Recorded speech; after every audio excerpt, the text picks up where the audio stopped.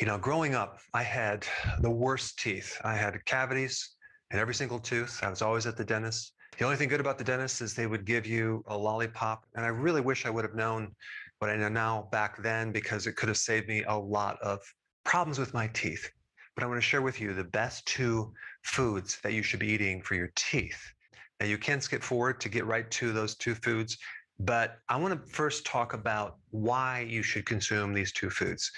The first thing is vitamin A in relationship to your teeth and gums, okay?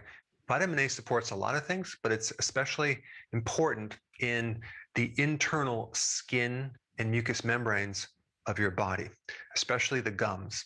And vitamin A increases the resistance to infection of the mucous membranes. So if you're deficient in vitamin A, you're much more susceptible to getting an infection, especially of the gums. And there is a condition called pyorrhea, which is basically gum disease that occurs when you're vitamin A deficient.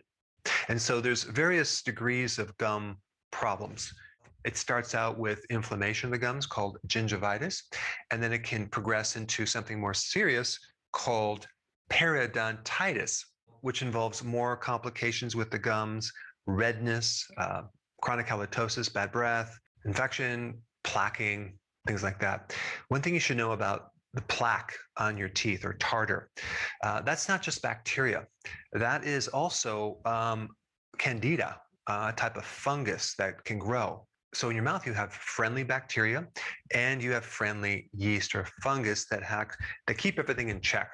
It's only when things get out of balance that you start developing an overgrowth of yeast and fungus and bacteria, and that can develop tartar and plaque.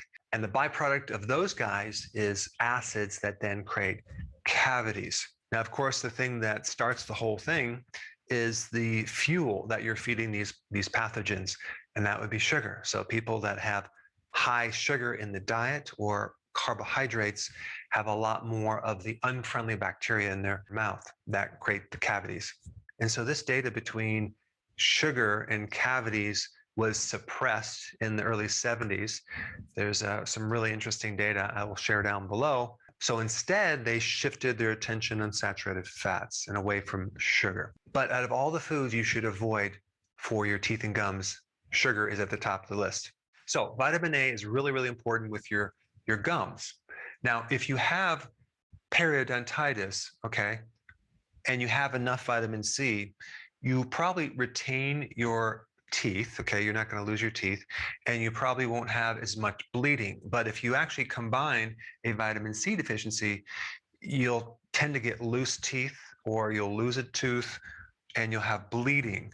So in scurvy, for example, which is a severe vitamin C deficiency, one indication of a vitamin C deficiency would be bleeding gums, because of what vitamin C does to your connective tissue. And it keeps the capillaries from leaking blood. So vitamin C is very important in keeping the connective tissue, especially of your gums, really nice and tight and strong, as well as building up your resistance to infection. So as you know, vitamin C is important in your immune system.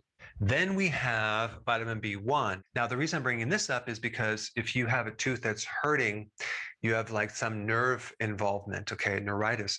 And vitamin B1 is the best remedy for any type of itis or inflammation of the nerve. So taking B1 can help a toothache. Now, of course, the underlying cause of that needs to be corrected, but at least can give you relief, as well as chewing on a clove, okay? Clove will help numb the tooth, okay? So you might want to try that as well. Now, then we have this thing called vitamin F. Now, what is vitamin F? Well, it's a combination of the omega fatty acids. And vitamin F works with calcium. It helps to unload calcium as one of its functions. So if you look at vitamin D and vitamin K2 and vitamin F, they all work in this one specific function of helping you absorb calcium, transport calcium, and then dumping calcium in the right places. So vitamin D is vital for absorbing calcium from your intestine to your blood. And then vitamin K2 is important in transporting calcium to the right areas of the body, to the bone, to the teeth, okay, and not in the wrong places. And then vitamin F has a function of helping unload this calcium and pushing it into the tissues. So, given that information, what foods would have most of these vitamins? Well, butter and cod liver oil, okay? Now, when we're talking about butter, we're talking about grass-fed, okay, and organic, or you can do the ghee. This is loaded with vitamin D, F, vitamin K2 especially, and vitamin A, okay? And so all these are fat-soluble nutrients or vitamins. So butter is really good for the teeth and gums. As a child, of course, with a lot of teeth problems, I craved butter so much. I would literally sit down and consume a stick of butter without even questioning it. I just love butter. And reflecting back is because I needed these nutrients, okay?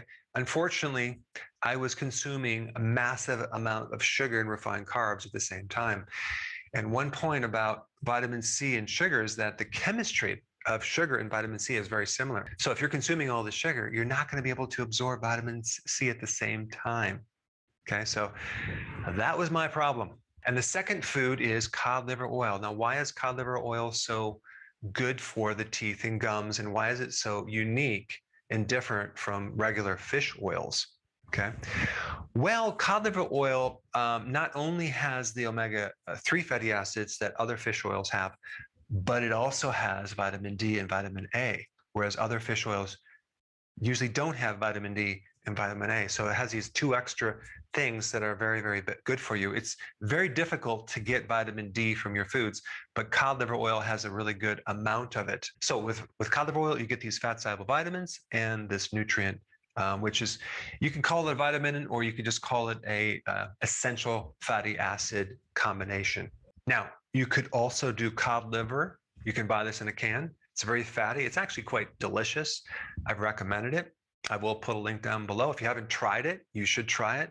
But it's a really good food. So it's actually, it comes in all the oil as well. But if you consume the whole thing, it's a bit too rich. So if you're going to consume it, you have like maybe half of it and then half the second day. But eat it up within 2 days, because if you leave it too long, it does get a little fishy, okay? Eggs also have a lot of these fat-soluble nutrients. And then greens, okay? And I'm talking about leafy greens. That's the vitamin C, but you also have my favorite, which is sauerkraut or even kimchi. That's a great source of vitamin C, as well as probiotics and vitamin K2. So sauerkraut is really, really good for your teeth and gums. And then as far as the B vitamins go, nutritional yeast is a good source, but you have to realize that your gut also makes a lot of your B vitamins. So if you don't have the gut flora, or you've had antibiotics, chances are that could be the reason why you're deficient in Bs. So just realize that these microbes can give you these B vitamins as well. Now, probably the next best video for you to watch would be the one on cod liver oil. I've done quite a few, but this one is very interesting. Check it out.